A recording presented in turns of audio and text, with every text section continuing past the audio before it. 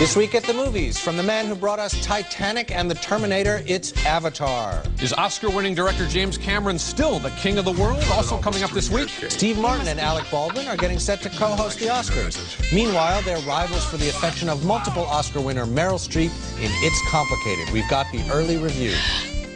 OMG, I thought he'd never leave. And Sarah Jessica Parker and Hugh Grant leave New York for the great outdoors, and comedy supposedly ensues in Did You Hear About the Morgans? Home sweet home. I love what you've done with the heads. Plus, Jeff Bridges has already won awards for his portrayal of a country singer in Crazy Heart. Can he serenade Oscar voters as well? Plus, a robot and a French chef rank at number 2 on our lists of the top 10 movies of the decade. Looks like you. This is your avatar. Just relax and let your mind go blank. It shouldn't be hard for you.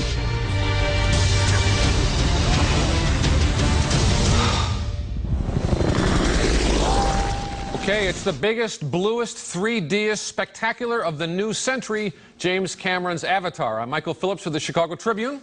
And I'm A.O. Scott of the New York Times. So, Michael, what does $300 million of production budget buy you these days? Let's find out, man. Okay. Let's find out. Writer-director James Cameron's first narrative feature since Titanic 12 years ago began from a simple plan to create an exotic new world and throw us headlong into its visual wonders. Oh my God.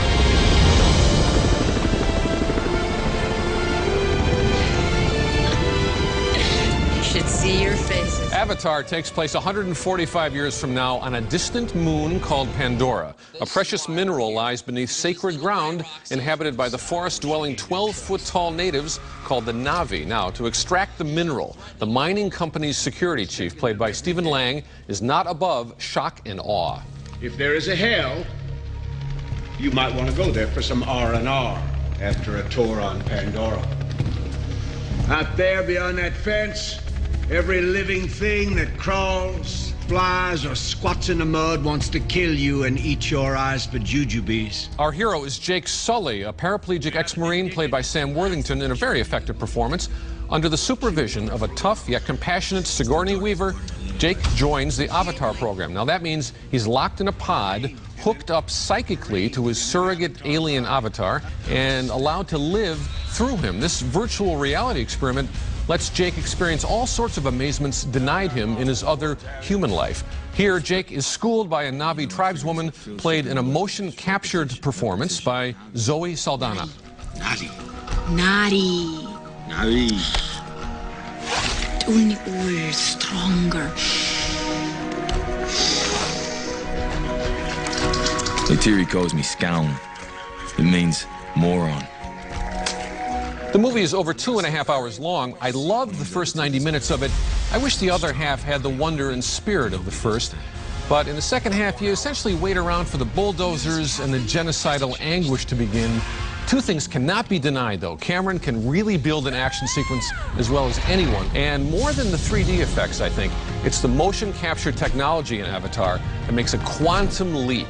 Even when Cameron, the writer, is undermining Cameron, the director, whatever's happening on screen, you believe it. And especially for the first half of this film, I say see it. That's what I say. I absolutely say see it. I can't wait to see it more. I had the feeling coming out of this movie that I haven't felt maybe since, you know, I was 11 years old in 1977 and I saw Star Wars for the first time. Wow, and you not had that just, strong a reaction. I don't think it's that epical a movie, but I just was totally satisfied by it in a way, by visually, but also by the story and the characters. I mean, I'm not a huge fan of special effects for its own sake. Right. And what I think is amazing about this movie is, first of all, it takes an original story. It's not an action blockbuster that's, you know, based on a comic book or another movie or any pre-existing material. And it creates this world where you're immersed in it visually, so you kind of forget that it's unreal, and you end up really caring about the characters and following the story. And I just so found you had no drop off at the midpoint, because that's where I felt, oh, I'm not, you know, I really thought that it got very ham-handed with the military versus the natives. No, look, I mean, yes, the script is a little bit kind of, you know, obvious, but in a way, that kind of earnest corniness is part of what made it work. It's part of what made the story just be so absorbing. Well, right, and I think it's sincerity certainly gets you believing in it. I really felt like this is what this technology can do. It can bring you in, and it's not the kind of 3D that is throwing stuff at your head every 30 seconds. It's much more subtle, and it's the only really truly subtle thing about Avatar. Right. But I was the first 90 minutes is really magical. And you're quite right about the motion capture. I mean, the idea that you could take these sort of 12-foot strange blue creatures with these glowing eyes and make you, care about them and make you sort of feel that they were absolutely as real as the people is an astonishing Right, you don't believe, and actually even the video gaming segments where you have people flying on these prehistoric futuristic dinosaur birds, that's wonderful. Those scenes can go on a long time, and you really love it. So yeah. No, there's a lot of good stuff in movie. it. Go to our website and click on Web Exclusives, where we'll delve deeper into the world of Avatar with a spoiler-laden discussion. You can watch us get our geek on. Okay, next movie. A comedy for grown-ups, about grown-ups. What is the world coming to? It's Complicated opens next week. This is an early review. At 60, Meryl Streep is on fire. Her touch has never been lighter, her comic timing never more assured. In writer-director Nancy Meyers' new movie, Streep plays Jane Adler, a Santa Barbara mother of 3 who finds herself, 10 years after her divorce, having a fling with her remarried ex-husband. I think this is very French of us. How is it French of us? I have a young wife, but I am having sex with my old wife. My old, ex. I didn't mean old. That's Alec Baldwin as Jake, the ex in question, as fine a blend of charm, pomposity, and middle-aged male cluelessness as you'll ever hope to find. But just as things are heating up between the former spouses, a shy architect named Adam, played by Steve Martin, takes an interest in Jane. Hey, there's your ex-husband. Uh-oh, he's headed right toward us. Not a great time to be feeling groovy. John Krasinski is the fiancé of Jane's oldest daughter, and he catches a glimpse of his future mother and father-in-law sneaking into a hotel for some illicit hanky-panky. Harley! I'm really sorry. I didn't mean to spit on you. Who did you just see? No one? That was weird. I thought it was your cousin from... Oh, my God. Complicated indeed. This movie has some soft spots and slow patches, but Meyer manages the transitions from fizzy farce to more serious emotions gracefully. Some of the best comedies traffic in hurt feelings and make us laugh and cry a little bit at the same time. And It's Complicated, in its mellow, observant, generous way, hits some surprising notes of authentic feeling. Streep and Baldwin are terrific, and if you like your romance bittersweet, you won't want to miss this one. See it. Yeah, it's very satisfying. I don't even think Myers is a particularly, stylish director in any way, and the technique is very kind of, sitcom-y. But these performers are just, as you say, it is mellow craftsmanship. Yes. They really know how to play it. And even when you get bits as predictable and familiar as, okay, the 60-year-olds are getting high for the first time in 20-some years, right? Right. Just to see Steve Martin work how to do a non-verbal thing, like how to squint and not seem like you're chemically altered, and yet, I mean, very funny stuff. Very Small funny, things, and they're not, they're not playing sort of caricatures. I mean, Alec Baldwin, yes, he's sort of a buffoon and a bloviator, as the New York Post likes to call him, but he's also, you can see his appeal and his charm and how he and the Meryl Streep character worked together for so long and still have some unfinished business. Right. And as sort of the retiring nerdy guy, Steve Martin turns out to be a little different from what you think. You know what I like to, and it doesn't, the younger wife is not sort of demonized into some kind of horrible, shrewish bimbo. Everyone gets treated, with some generosity. I disagree with you on that, though. I think that's the one real note of kind of dismissive caricature, for my money. But what I like about the film, too, is that it doesn't put the female lead in any kind of passive role. She's really running her own show. And, of course, Streep, God knows, can run her own show anytime she wants. And, if you liked Something's Gotta Give, which was Meyer's earlier film with Diane Keaton and Jack Nicholson, this is very much in that vein. For many of the same reasons, it's worth seeing. Absolutely. Very, very satisfying movie. Coming up next, one of our most underrated actors, Jeff Bridges, stars in a movie you don't want to miss. It's Crazy Heart. And later, Sarah Jessica Parker and Hugh Grant adjust to the witness protection program in Did You Hear About the Morgans? I'm 57 years old. I'm broke. Why don't you sit down and write some songs, huh? Keep talking. I keep feeling obliged to apologize for being less than you probably imagined me to be. For more than 30 years, Jeff Bridges has been one of the most reliable actors in American movies. He's at his very best in Crazy Heart, a modest little picture from first-time writer-director Scott Cooper. Bridges plays Bad Blake, an aging country singer whose career is not exactly thriving. 475. Also on the tab. No tab. I'm Bad Blake, darling. Hell, I am the band. Jimmy? Tab? In spite of hard living and heavy drinking, Bad is still a professional and still able to thrill the few fans who turn up at his shows.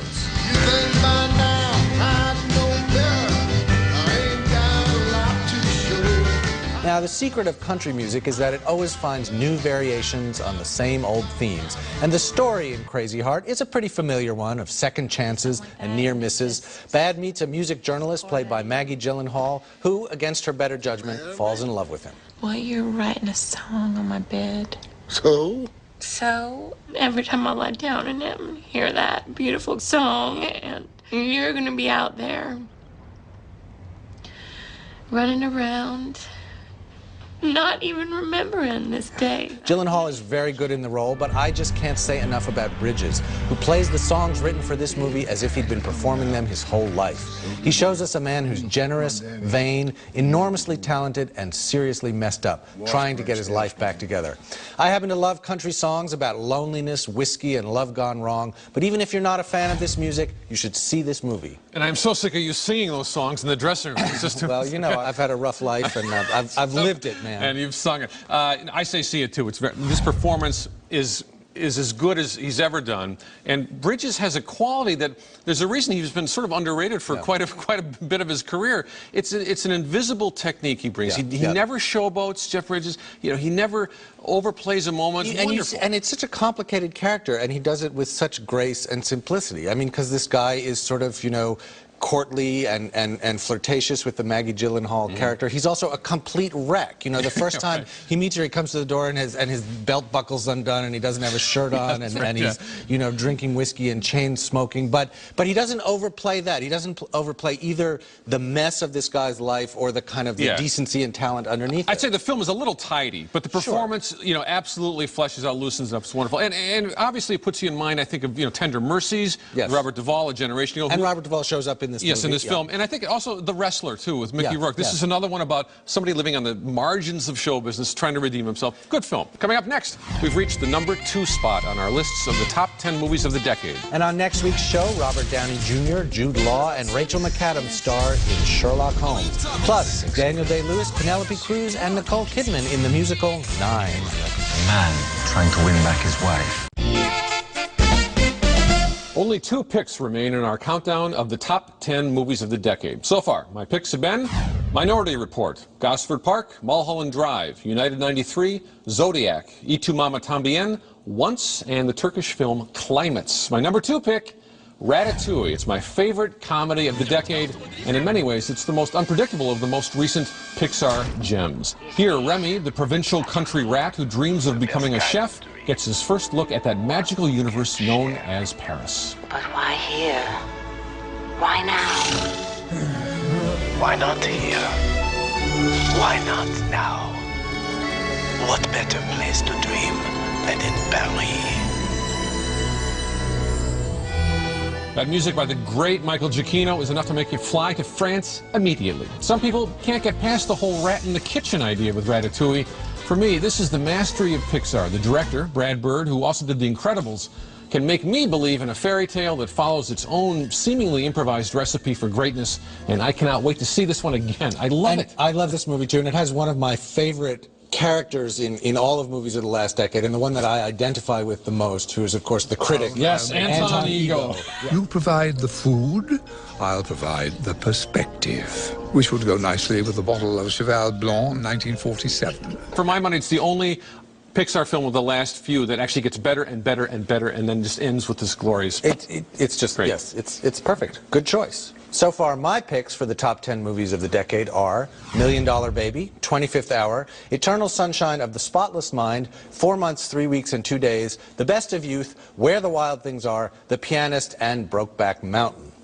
My number 2 choice is Steven Spielberg's AI, a project he took over from Stanley Kubrick and perhaps the most misunderstood movie of the past 10 years. AI tells the story of David, played by Haley Joel Osment, a robot ordered up by a childless couple in an ecologically devastated future. David, inspired by the story of Pinocchio, wants to become human. What were those words for, Mommy?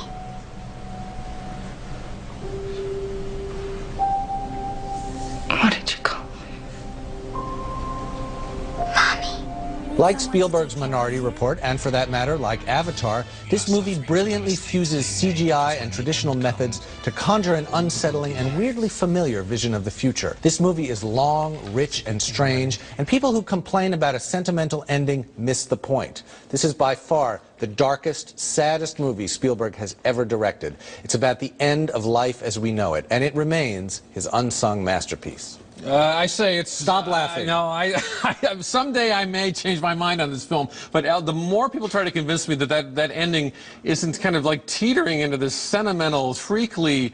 to me, these two... It's human extinction. No. These two sensibilities, Kubrick's and Spielberg's, did not, I don't think, ultimately make a satisfying mixture. I think they work together perfectly. But we have the next 2,000 years to argue about. All right. Both Ratatouille and AI are currently available on DVD. Coming up next, are they fish out of water or fish in a barrel?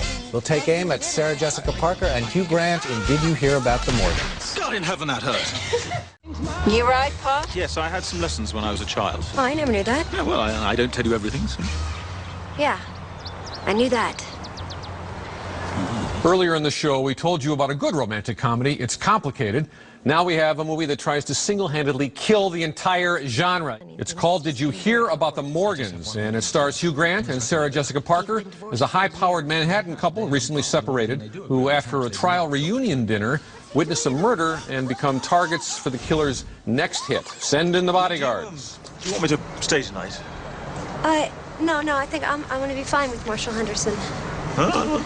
Do you think he can handle it? Huh? Mrs. Morgan, I have your car right over here. Well, good night. Good night. Good night. Mr. Morgan, Marshall Ferber. Evening, sir.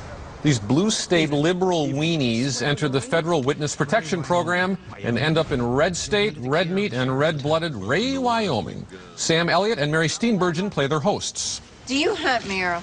Just for bargains. Actually, I'm a member of PETA. People for the Ethical Treatment of Animals. So am I. Except mine's people for eating tasty animals. You notice the dead air before and after the punchline, the theoretical punchline anyway, in that last joke?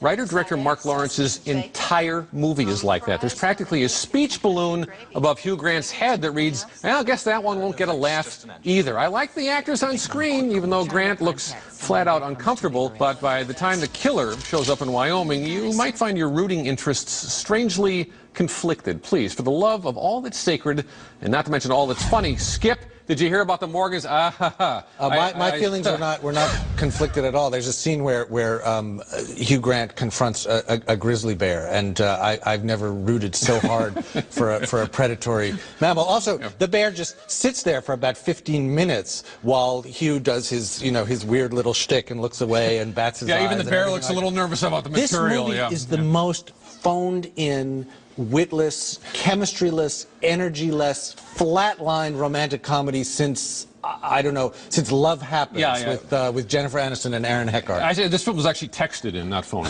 in. Coming up next, cannot decide what to see in theaters? Stay tuned for My 3 to See. Closed captioning for At the Movies is sponsored by Hotel provided by Park Hyatt Chicago, Chicago's award-winning hotel and luxury dining experience, located in the heart of Chicago's Magnificent Mile on Water Tower Square. Nostalgia isn't what it used to be, but My 3 to See offers you a couple of wonderful evocations of the past, plus a little something set 145 years in the future. Number 3, Avatar, writer-director James Cameron's leap into the future of digital filmmaking. It's worth seeing, especially in 3D. Number 2, Broken Embraces, starring Penelope Cruz as an actress caught between her jealous sugar daddy and her director. This is old-school melodrama with a little film noir in its blood, and it's from master stylist Pedro Almodovar. And number 1, Crazy Heart, which reminds us, not that we needed reminding, just how good and honest and vivid an actor we have in Jeff Bridges. He delivers a great naturalistic performance, and it's guaranteed to bring him an Oscar nomination. I think he's going to win, too. So. All right. Well, we may have to make a little wager. Okay. Now you can follow us on Twitter and on Facebook. Just go to @themoviestv.com to find out how. That's it for now. We'll leave you with a recap of this week's show. Join us next week when we'll reveal our picks for the best movie of the decade. Plus, we'll review Robert Downey Jr. in Sherlock Holmes and Daniel Day-Lewis, Nicole Kidman, and Kate Hudson in 9. And until then, we'll be at the movies.